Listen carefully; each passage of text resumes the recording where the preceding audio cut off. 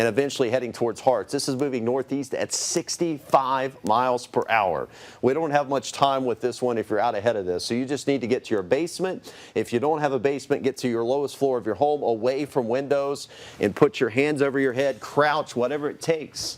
You know, whatever it takes to keep you safe. What a system we're dealing with right now. I should say systems, because the first squall line moved through around midnight to 1 a.m. last night. And look at this path of damage it has caused. I mean, this is a long-lived squall line. I'm going to put a scope on this just to make sure nothing is happening here. It doesn't look like any rotation is imminent with those cells. Also seeing a few down in southeast Kentucky. Good news to see this cell kind of weaken. This was concerning me a little bit moving into Floyd County, but now that is significantly weaker. Down to St. Albans.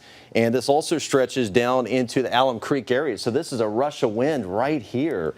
And that is moving through Dunbar right now, and eventually it's going to be moving into the Charleston area very soon. This could produce over 60-mile-per-hour winds. That's dangerous. You still want to get away from windows and assume that a tornado could possibly spin up briefly along this line. There's definitely some condensation. And that means that it is attempting to heat up to the environment. I had to get that noise there. Yes. So at this point, yours has been sitting for about an hour. This is a warm one. This is lukewarm. Cheers, buddy. But there's no condensation on this at all. Today with the weather, you might just want to blast off and go to Mars. Yeah, it'd probably be better, you know, because today's been very unsettled. It started a little after midnight, numerous tornado warnings.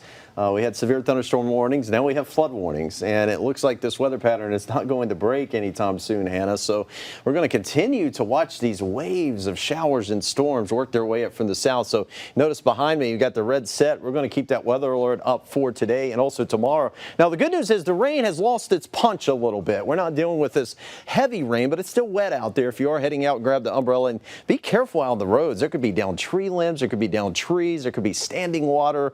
So, yes, hydroplaning risk is still there. So please take it easy if you do have to travel today and give yourself more time. We're not done with the heavy rain, though. That's for certain. Look back towards London, Kentucky, Bowling Green, Nashville, also western Kentucky. That is just an absolute pipeline of moisture, relentless moisture coming up from the south and west, and that's going to be picking back up late afternoon, evening. If you look at those cells on the Kentucky-Tennessee state line, they have produced tornadoes recently, and this is why the severe weather threat is still going to be with us. You're thinking, well, it's cloudy, it's rainy. Certainly the severe weather threat's over. Well, this is a slightly different setup. We've got a front from Cincinnati down into western Kentucky, but just south of this, we got a constant moisture feed coming up from the south. And if there is one way to compensate for cooler temps to keep your atmosphere unstable, it's high moisture content. And we certainly have a lot of that, and that's going to continue to feed up from the south. Meanwhile, as you go up in altitude, the winds are getting faster and switching directions. That is key out of the southwest. So that will do two things. It will keep us in the moisture plume, but you're also getting this turning of the winds as you go up. So any shower or storm forming in that can acquire some rotation as a result. So that's why we've got kind of the double duty later today with the flooding risk and also the potential for tornadoes to spin up still yet, and also some damaging winds. So there's our storm risks through tomorrow, because this front doesn't look like it's in a hurry to go away anytime soon. Could also be some hail, but the main risk will be the flooding rains and the potential for a few tornadoes. So here's our futurecast model for rainfall through tomorrow. Doesn't look great, 2 to 4 inches of rain area wide. So I am concerned about flooding, additional flooding, lesser amounts up towards the north, at least through tomorrow. You'll get more rain here Saturday night and the Sunday up north.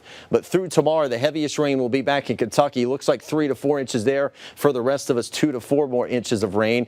And with these thunderstorms, if you happen to see a couple thunderstorms move over the same areas, you could see localized higher amounts. So here's our futurecast as we head towards 2 o'clock. This might be a little fast in showing those stronger cells at 2 o'clock in eastern Kentucky, but it gets the idea right.